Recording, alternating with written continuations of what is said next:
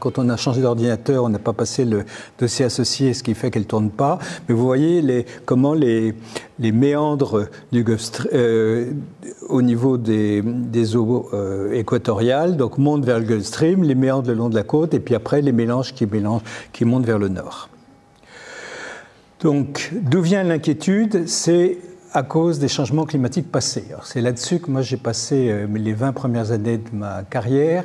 Je travaillais sur les changements climatiques abrupts de la dernière période glaciaire et qui ont été découverts d'abord dans les glaces du Groenland, où on s'est aperçu qu'avec des traceurs qui tracent les cycles hydrologiques de l'eau, la composition utopique de l'oxygène, oxygène 18 sur oxygène 16 des glaces en forant, on retrouve toujours, où qu'on fasse les forages, et on le trouve dans l'Antarctique aussi avec des formes différentes, mais on les retrouve, on a des changements climatiques abrupts avec des réchauffements en moins de 50 ans de l'ordre de plus de 5 degrés en période glaciaire, donc il faisait très froid à l'époque, et puis ça se refroidit doucement, puis ça recommence, puis ça se refroidit. Et ces oscillations, la dernière, c'était en plein pendant la dernière déglaciation, quand on est sorti de la période glaciaire pour revenir vers l'actuel. Je reviendrai demain dans ma conférence sur la circulation océanique, sur ces changements climatiques. Là, je ne peux pas vous faire une conférence sur les changements climatiques et l'origine, mais sachez que ces grands changements glaciaires interglaciaires, c'est lié simplement à quelques watts par mètre carré, jusqu'à 10 ou 20 watts maximum pour un mois, en particulier le mois de juin, lié simplement à la position de la Terre autour du Soleil. Les orbites sont légèrement affectées par la présence des différentes planètes, et il y a des cycles astronomiques qui font qu'on reçoit en plus ou en moins ces quelques watts par mètre carré. Mais ces quelques watts par mètre carré, ça fait que par exemple si on a un tout petit peu plus, ça veut dire qu'on est au printemps, les glaces vont fondre un tout petit peu plus. Comme il y aura un peu moins de glace, il y aura l'albédo, le pouvoir réfléchir de la glace va diminuer un petit peu, donc ça va chauffer encore un peu plus, la glace va fondre un peu plus. D'autre part, l'océan lui-même, il va chauffer un petit peu plus, il va émettre plus de vapeur d'eau, qui va faire l'effet de serre, ce manteau-là qui protège, qui empêche une grosse partie des rayonnements infrarouges de quitter la Terre. Là aussi, c'est un effet rétroactif, ça va chauffer un peu plus. Bref, il suffit de quelques watts par mètre carré, on passe d'une période glaciaire interglaciaire, ça c'est 2 km de glace qui disparaissent au-dessus du nord de l'Irlande, de l'Écosse, du nord de l'Allemagne, etc. C'est-à-dire que les effets rétroactifs sont énormes. Et quand on parle d'effet de serre, changement du CO2 de l'ordre de 1 watt par mètre carré, on dit que c'est rien du tout par rapport aux 1300 watts par mètre carré de ce que reçoit le Soleil, là, en plein Soleil. Et en fait, c'est énorme à cause de ces effets rétroactifs. Donc il faut vraiment penser qu'on n'a pas besoin de beaucoup d'énergie pour changer pas mal de climat. Et 4-5 degrés, c'est pas énorme, ça fait des effets énormes. Par exemple, la mer descend de 120 mètres en période glaciaire, mais dites-vous, vous, à 37 degrés, qu'est-ce que ça fait d'avoir 4 degrés de plus? Vous n'êtes pas en forme. Et c'est vrai pour tout. Le système est très sensible à ces changements climatiques. La Terre n'a pas besoin de changer beaucoup de température pour que tout soit changé. Donc, ces changements glaciaires, on a regardé dans l'océan ce que c'était, et j'ai travaillé beaucoup là-dessus. Et par exemple, quand on prend des carottes de sédiments dans l'Atlantique Nord, je suis désolé, il n'y a pas de pointeur, je suppose, donc j'ai pas... Ah bon. Donc, là, vous voyez ma flèche ou pas? Ah bon, si vous voyez ma flèche, c'est presque un pointeur alors. Donc ici, c'est cette carotte de sédiments, mais toutes sont pareilles dans toute cette zone qui est marquée en rouge et vert là, entre Terre-Neuve et la France. Là, vous voyez la carte à 2 périodes. Là, c'était il y a 20 000 ans et ça, il y a 35 000 ans. Donc, pour ces 2 périodes-là, qui sont 2 des pics qu'on a choisis, on voit... Zut, c'est pas ça que je veux vous montrer encore. On voit que les carottes, elles ont des grands pics de détritiques. Ces détritiques que je vous montre au microscope là. D'habitude, dans les carottes de sédiments, on a des squelettes de plancton, qui sont les foraminifères là qu'on voit à droite. Et dans ces pics, on trouve des cailloux, comme ça, à travers tout l'Atlantique.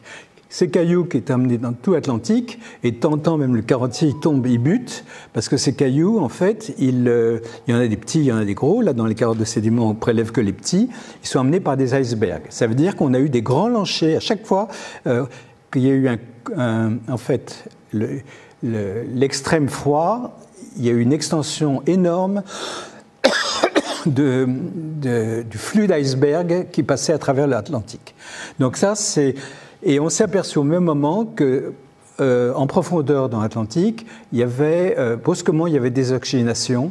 Il y a les compositions utopiques pas complètes, parce que les foramifères continuent à vivre même au fond, mais visiblement, la circulation profonde marchait moins bien. Donc c'est cette association entre des événements de fonte en surface et des événements, je dirais, de ralentissement de la circulation profonde et de la ventilation profonde qui ont créé ce phénomène d'angoisse de l'arrêt du Gulf Stream. Et on trouve, donc ici, vous avez à droite les changements de température mesurés dans la carotte, très en détail. Hein. Je ne rentre pas en détail sur la façon dont on les mesure. Donc ça, c'est la température de surface. L'anomalie de fonte, là où les eaux fondent, et les détritiques. Et vous voyez, donc on voit la phase, on voit qu'avec le refroidissement, s'augmente l'anomalie de fonte. Quand il y a l'anomalie de fonte, il y a l'arrêt complet du système, mais elle ne dure pas. À la fin de l'anomalie de fonte, visiblement, ça réchauffe très vite. Et en fait, à la fin de l'anomalie de fonte, tout simplement, la source des icebergs s'était tarie. Et maintenant, on sait que les rivières de glace qui coulent des calottes, si elles ont une circonstance favorable, pas freinées, elles coulent très vite. Ça peut descendre jusqu'à 100 km par an. En Alaska, c'était observé. Donc, en 10 ans, ça épuise presque, je dirais en moins de 100 ans, ça épuise presque 1000 km de calottes. Donc, en fait, quand il y a ces événements-là, tout ce qui peut aller à l'océan se vide. Et puis après, il n'y a plus, donc le climat se réchauffe. Donc, et ça, on a travaillé pas mal pour expliquer ça. Maintenant, on comprend à peu près ce qui se passe. Et... donc c'est ces événements-là, donc ici ça montre les calottes à l'époque du dernier maximum glaciaire, vous voyez que la France était juste en dessous, hein, et avec les endroits où ça coule. Alors là, ici, ça vous montre un peu ces changements de circulation profonde au moment des calottes, où on voit que l'eau profonde, elle coule moins profond au moment de ces épisodes glaciaires. Des épisodes de froid glaciaire, hein, c'est des épisodes qu'on appelle dans Skarsgård ou Heinrich. Alors, on a pu faire des modèles. Là, c'est un papier que j'ai fait avec un de mes étudiants, Didier Paillard, là, qui est CEA d'ailleurs, où on a vraiment expliqué un peu ça par une oscillation de la circulation thermohaline sur une fréquence rapide. Hein. L'oscillation complète, c'est 50 ans. Donc, l'océan actuel et futur, qu'en est-il? Parce qu'en surface, on a une baisse de densité progressive des eaux. Pourquoi on a une baisse de densité progressive des eaux de l'Atlantique Nord actuellement? C'est parce que l'eau chauffe. Comme elle chauffe, elle se dilate, donc elle est moins dense. Donc on a une baisse de densité en surface. Et d'autre part, on a des risques de fonte massive du Groenland. Alors, ce n'est pas du tout le même fonte massive qu'on avait en glaciaire. En glaciaire, il faut dire, vous avez vu la carte, l'ensemble du bassin de la Laurentide était couvert de glace et coulait directement près de Terre-Neuve, là.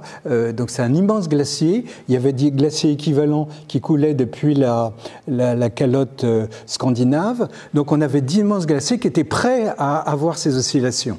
Là, on n'en a pas. On a quelques petits glaciers qui viennent du Groenland.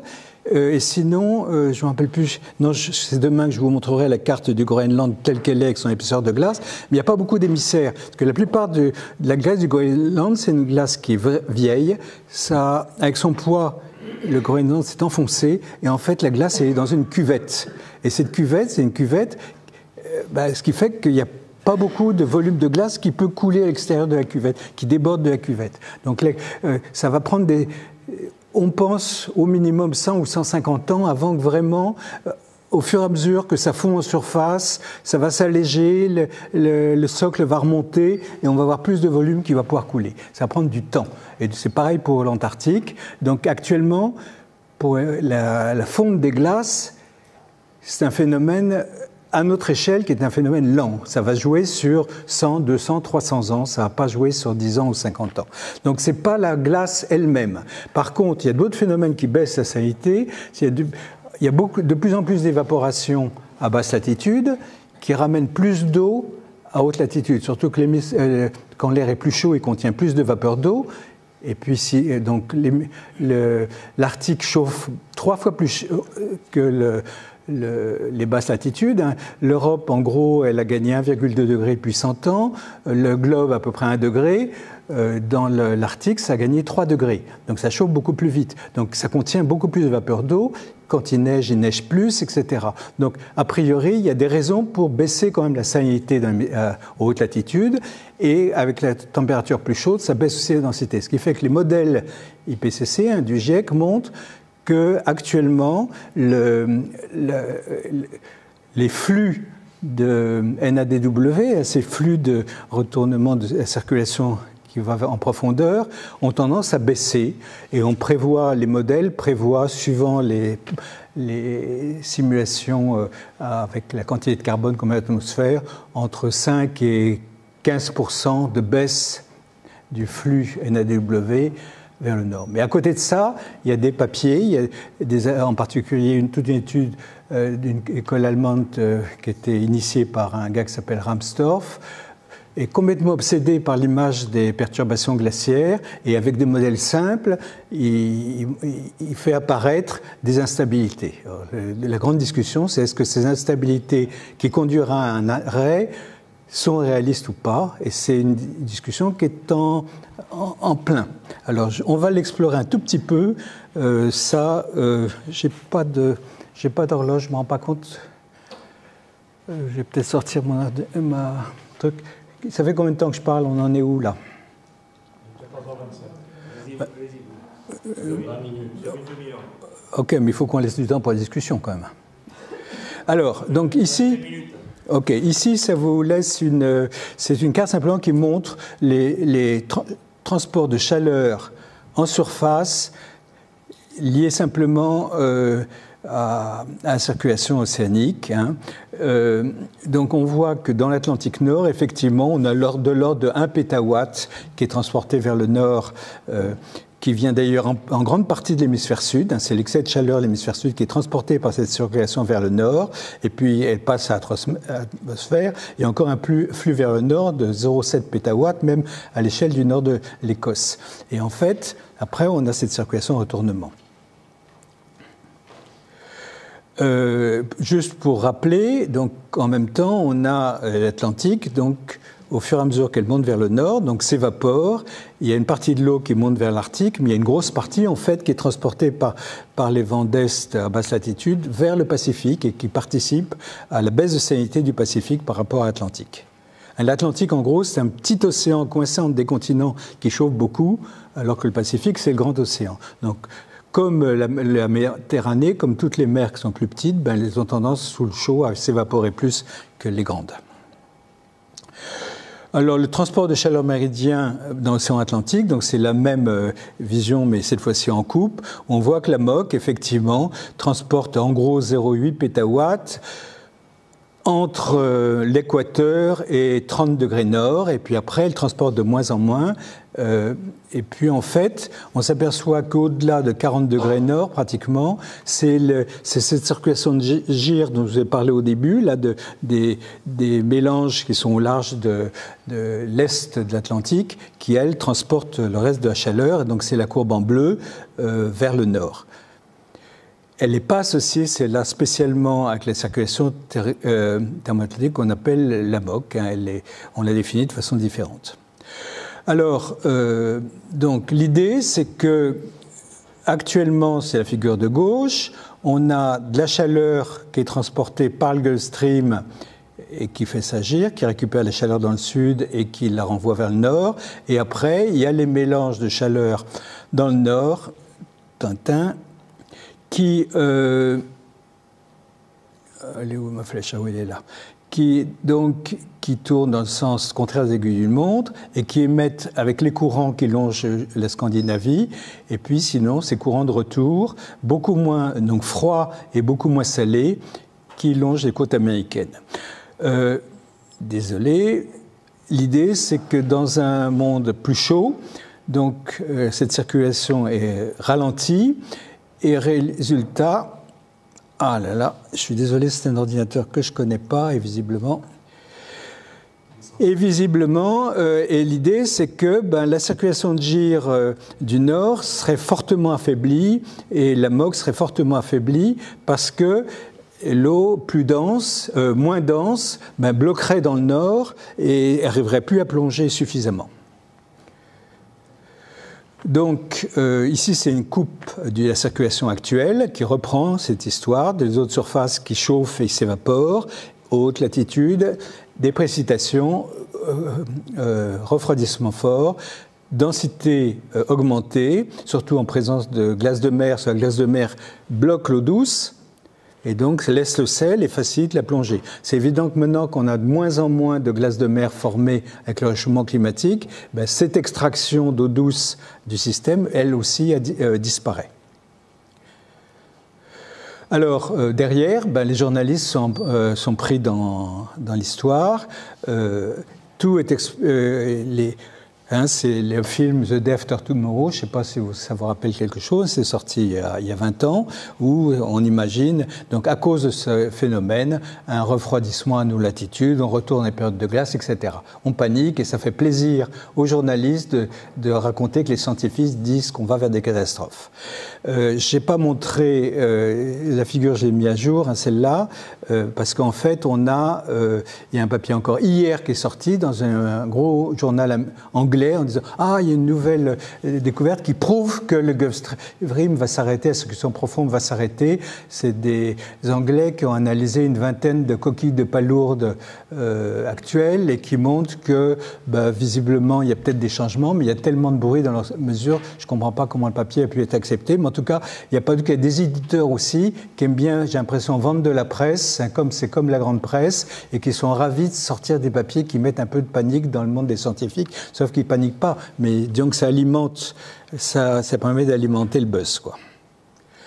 Alors, donc je ne vous ai pas dit qu'il n'y a pas de problème, mais je dis, est-ce que les paniques qui restent à la mode sont justifiées ou pas? C'est un peu là-dessus qu'on travaille. Donc, il y a encore un papier donc, de Ramsdorff, là. Est-ce que l'association nord-atlantique approche un point de basculement? Et une des raisons qu'il exploite dans ces données, c'est le fait que l'Atlantique Nord a une zone, quand on regarde le réchauffement depuis 10 ans ou depuis 20 ans, on s'aperçoit que l'Atlantique Nord, tout est en rouge, sauf une zone de l'Atlantique Nord qui a tendance à se refroidir.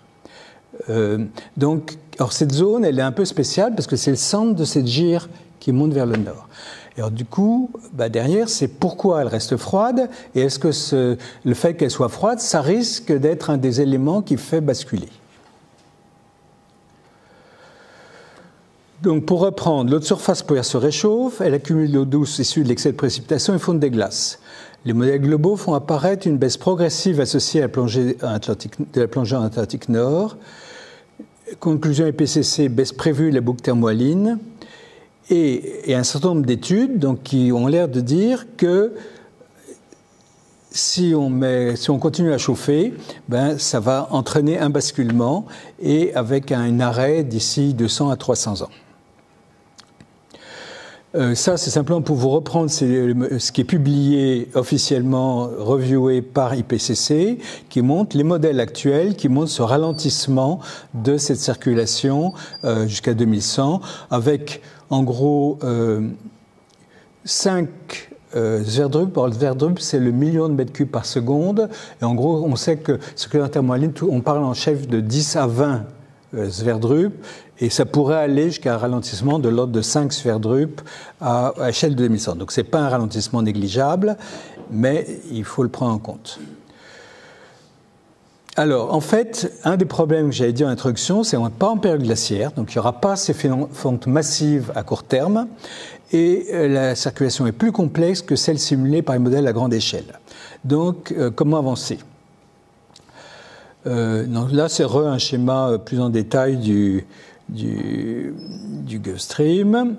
Et là, c'est un schéma de la circulation profonde qui montre un peu la complexité. Je vous ai parlé un peu de ces boucles au nord, là, du thermohaline, avec l'eau chaude et salée qui monte jusqu'en Norvège, qui refroidit et qui plonge après, qui refait la circulation. Mais vous voyez, des circuits bleus et jaunes, il y en a, et rouges, il y en a partout, en particulier autour de l'Antarctique, pour lequel ça refroidit beaucoup et ça plonge beaucoup, mais il y a aussi des plongées lentes dans le Pacifique pour former de l'eau intermédiaire.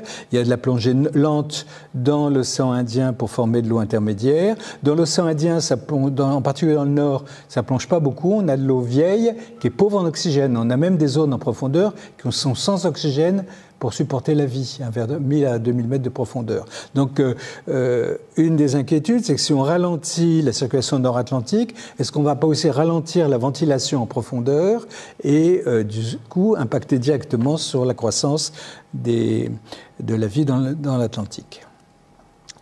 Alors, donc, ce que je vous dis, c'est que les données actuelles et les modèles à haute résolution ne permettent pas d'être aussi affirmatifs que le risque, que l'étendue du risque. Alors, un des problèmes derrière, c'est qu'il y a l'Atlantique, en fait, quand on regarde ses propriétés hydrologiques, ça peut-être que Pascal, tu en as parlé, hein, c'est la variabilité, donc je ne vais pas revenir dessus. Donc là, c'est la Multidecadal Oscillation qui fait, entre 1850 et 2000, on s'aperçoit qu'il y a eu des grandes variations des propriétés de surface d'hydrologie entre une zone là qui s'est signalée sur la carte où l'Atlantique Nord a tendance à plus chauffer et le Sud a tendance à se refroidir par rapport à la moyenne, et après l'oscillation contraire, c'est que l'Atlantique Nord a tendance à plus se refroidir. En fait, ces interactions entre la circulation et les vents qui produisent ces grandes oscillations.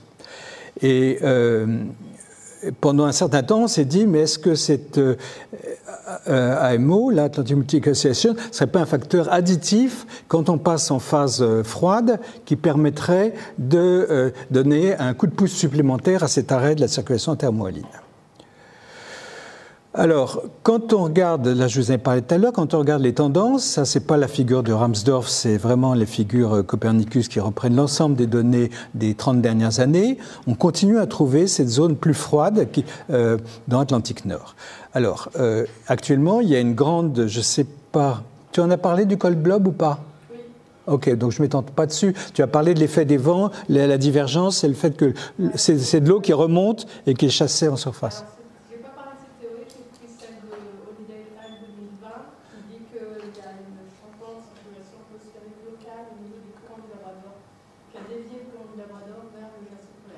C'est ça, mais c'est aussi lié à l'interaction avec les vents. Ok. Donc ce phénomène-là, finalement, ça peut être aussi un artefact de la circulation, sachant que ce qui est important, c'est que le long des côtes européennes, l'eau, elle continue à monter vers le nord et ça continue à chauffer vers le nord. Ça continue à amener de l'eau chaude et salée vers le nord. Elle ne s'arrête pas, elle ne ralentit pas, elle. Donc on peut avoir les deux phénomènes, avoir effectivement une petite zone qui refroidit si le reste réchauffe et réchauffe très vite. Donc, bon, je ne vais pas revenir là-dessus. Ça, simplement pour montrer que ça continue à chauffer. Et donc, ça, c'est un des papiers qui est sorti. C'est le papier de César. Tu n'en as pas parlé de celui-là? Non. OK, qui montre qu'en fait, simultanément, si on considère les eaux du Gulf Stream et les eaux de ce cold blob, on s'aperçoit que les deux oscillent et qu'effectivement, sur les derniers 10 ans, on a l'impression que ça diverge, mais est-ce que c'est de la variabilité ou est-ce que, comme il y en a eu par exemple dans les années 1950, ou est-ce que c'est un phénomène qui va s'étendre?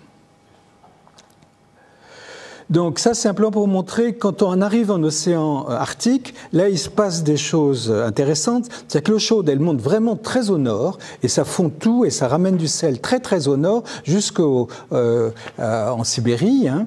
Et les eaux froides sont complètement coincées, qui accumulent les eaux de fonte,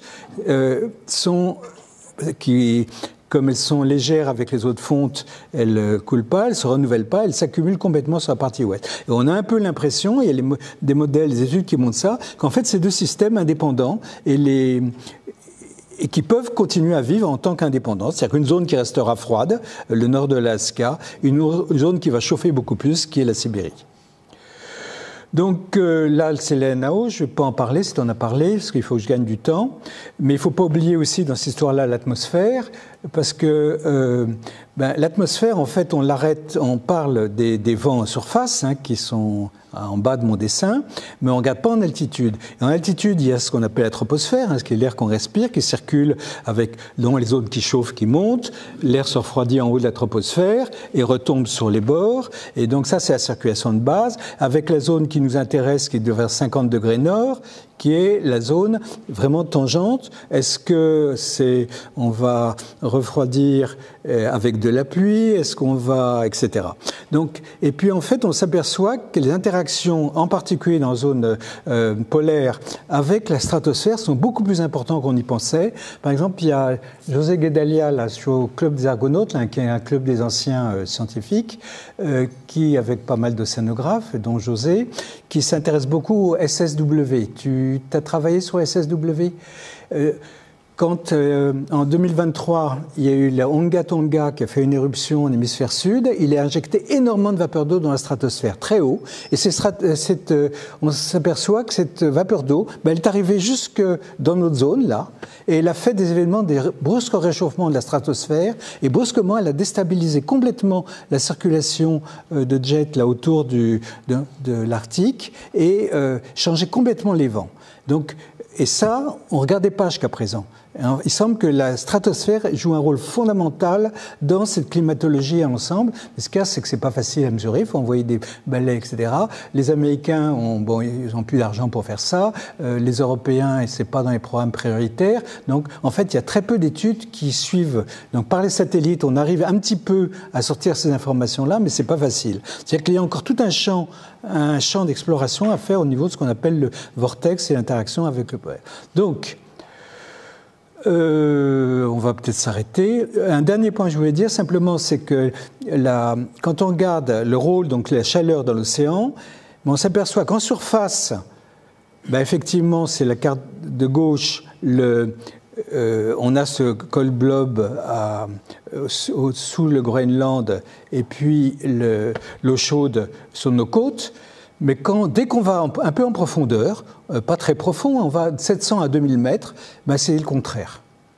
Là où on a les eaux chaudes en surface, on a les eaux froides plus bas, le cold blob, il est chaud en dessous. Ce qui fait qu'on s'aperçoit qu'en fait, c'est aussi ces phénomènes-là liés aux mélanges verticaux. Ça, c'est un peu dans ce que tu as évoqué. C'est-à-dire que c'est vraiment ces remontées d'eau profonde qui font qu'en surface, c'est de l'eau qui paraît plus froide, mais en fait, elle aspire par-dessous de l'eau qui est plus chaude. Donc, là encore, c'est beaucoup plus compliqué qu'on le pensait avant, et il n'est pas temps de s'arrêter si on veut comprendre ce qui se passe. On ne sait pas, et il n'est surtout pas temps de dire... Là, c'est maintenant pour la salinité. Si on regarde la tendance, ça pour les eaux de surface, il y a effectivement une baisse de salinité le long du Groenland, qui, je vous l'ai dit dès le départ, qui est normale avec l'augmentation des pluies et l'augmentation de la fonte, en particulier estivale, sur le Groenland. Mais par contre, on reste avec un pôle très salé le long des côtes Europe du Nord. Donc, et quand on mesure cette circulation thermohaline, on s'aperçoit qu'à part, elle était un peu plus puissante dans les années 90, on ne sait pas encore pourquoi. Par contre, depuis, ça ne bouge pas. Ça monte, ça descend, ça monte, ça descend. Il n'y a absolument pas de tendance vers le bas. Donc, tout ça pour dire que, il y aura des changements dans la circulation atmosphérique et océanique, d'autant plus que les émissions ne seront pas forcément diminuées rapidement, mais quels changements? Le problème, c'est même si on a des changements locaux, qu'est-ce qui va se passer? Parce que si on amène un hiver dans une zone donnée, moins de chaleur par l'océan, ça va déformer les trajectoires des masses d'air, ça va peut-être amener de l'air très froid qui viendra des hautes latitudes, au contraire de l'air très chaud qui viendra du sud. A priori, il y a un certain nombre d'études qui semblent montrer qu'on va de toute façon vers une période où les extrêmes climatiques, chaud et froid, seront beaucoup plus violents et abondants. Donc ça, c'est une tendance qui sera liée au réchauffement, qui est vraiment confirmée dans dans les rares études qui ont été faites sur ce sujet-là pour l'instant.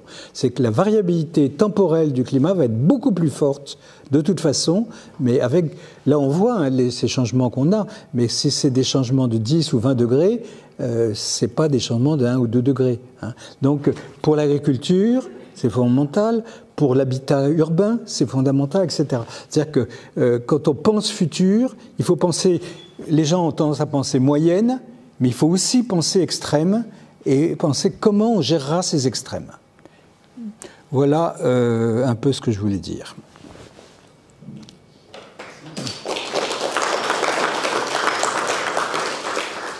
Pascal, est-ce que j'aimerais que tu me fasses des commentaires éventuels ou un rajout?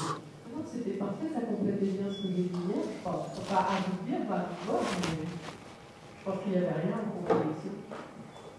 Ok, merci. Paul Tréguer a peut-être envie de parler, parce qu'il connaît... On peut démonter le Gulfstream, parce que j'ai vu qu'en Bretagne, quand même, il n'avait pas un effet super fort. Mais en Écosse, oui. À condition qu'on considère le jar plus que le Gulfstream. Oui, j'avais fait la distinction. Quelques questions. Vous avez un petit micro pour appuyer sur le bouton vert. Vous dites que les Américains ne mettent plus d'argent à ça. C'est quoi, c'est une tendance politique? Non, à court terme, Ils ne sont pas concernés. Non, à court terme, tout ce qui s'appelle climat aux États-Unis, dès qu'on a un prétexte pour supprimer financement, on supprime. C'est depuis 2 mois. Hein. Parce que c'est uniquement fédéral, il n'y a pas des États qui sont très concernés. Oui, mais le financement de la recherche aux États-Unis, c'est soit privé, alors là, ça dépend de ce que les donateurs décident, soit fédéral. Il y a très peu de recherche au niveau des États, financée par les États.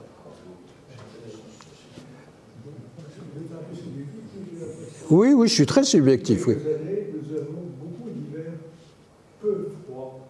Et étant grenoblois, j'ai de moins en moins de neige dans mes montagnes. Ah ben, la Terre se réchauffe, hein. Ça aille avec des trucs plus contrastés. Non, la Terre se réchauffe, ça, il n'y a pas de doute. Et avec la Terre qui se réchauffe, la France se réchauffe plus vite parce que sous nos latitudes, on reçoit de plus en plus de vents qui viennent du secteur sud-sud-ouest, qui ramènent. On reçoit très souvent maintenant de l'air qui est passé sur le Maroc, par exemple. Effectivement, le résultat, la Méditerranée chauffe de façon terrible. Que dans les Alpes, vous ayez de moins en moins de neige, c'est totalement normal. Là, il n'y a pas de, ça n'a rien à voir avec le Gulf Stream.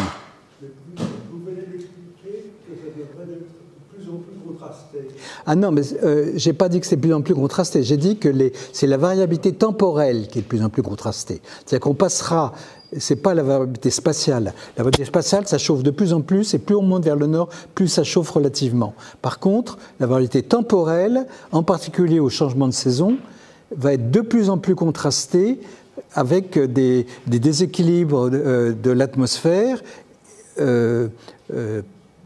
très intenses qui sont liés au fait que le système chauffe de façon irrégulière. Il y a des zones, en particulier l'Atlantique, le col Blob, l'air qui passe au-dessus du col Blob, il se refroidit. C'est une des sources quand la stratosphère se met à faire des mélanges avec l'atmosphère, ça fait ces pôles froids dont parle la météo, comment ils appellent ça, des gouttes froides qui descendent sur l'Europe, brusquement, il fait un coup, il fait très froid, il y a des tempêtes, etc.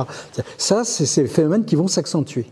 C'est ça que je dis. C'est la variabilité temporelle. Il faut arrêter de penser en moyenne, il faut penser que l'ensemble se réchauffe, mais en même temps, la variabilité va augmenter. Oh ben, vous pouvez faire ça. Physiquement, c'est incontournable.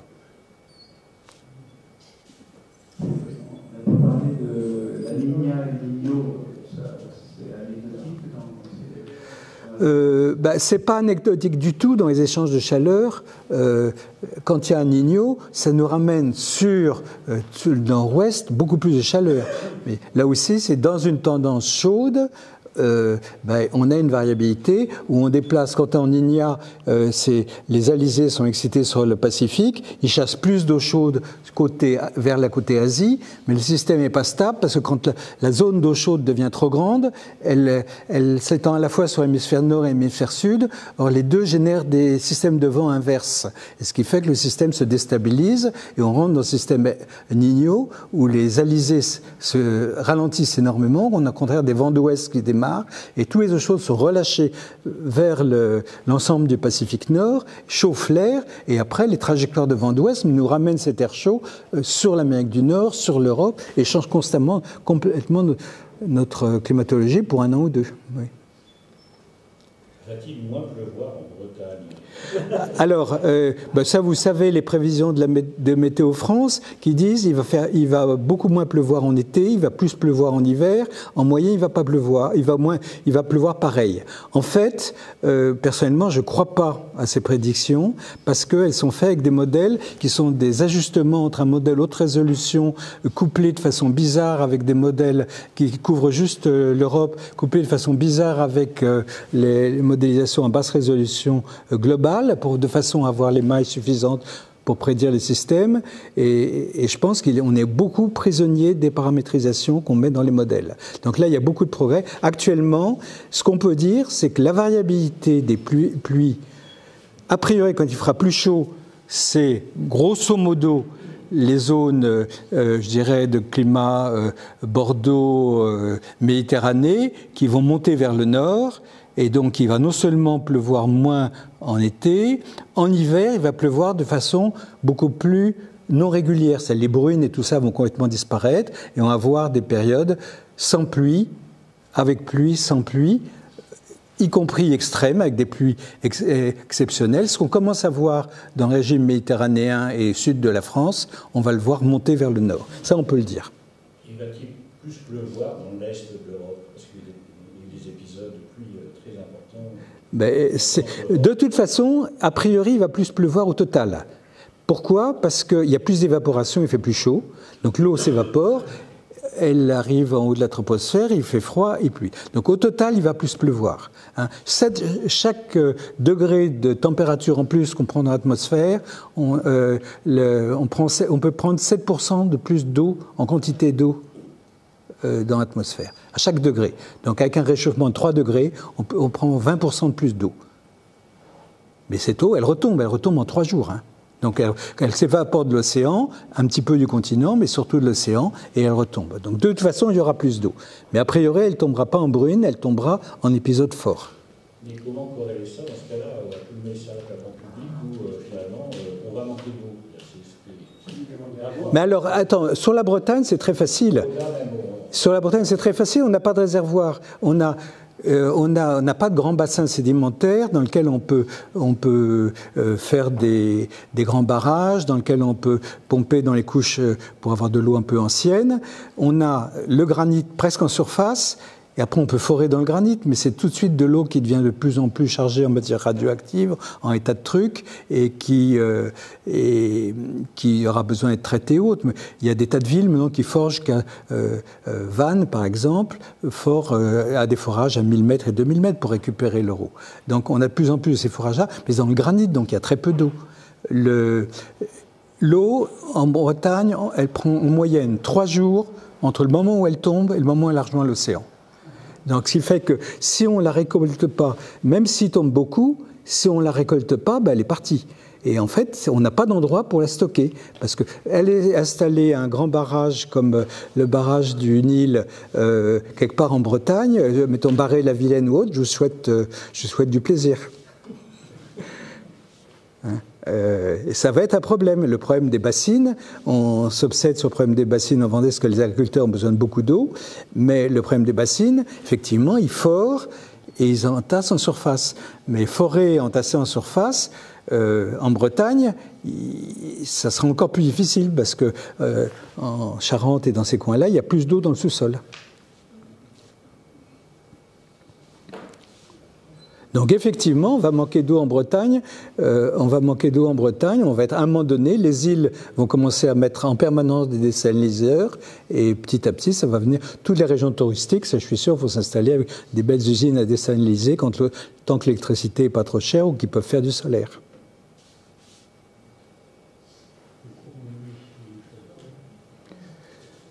Et l'avantage de l'Atlantique, c'est que il y a de la place, c'est-à-dire qu'on peut rejeter le sel dans l'océan.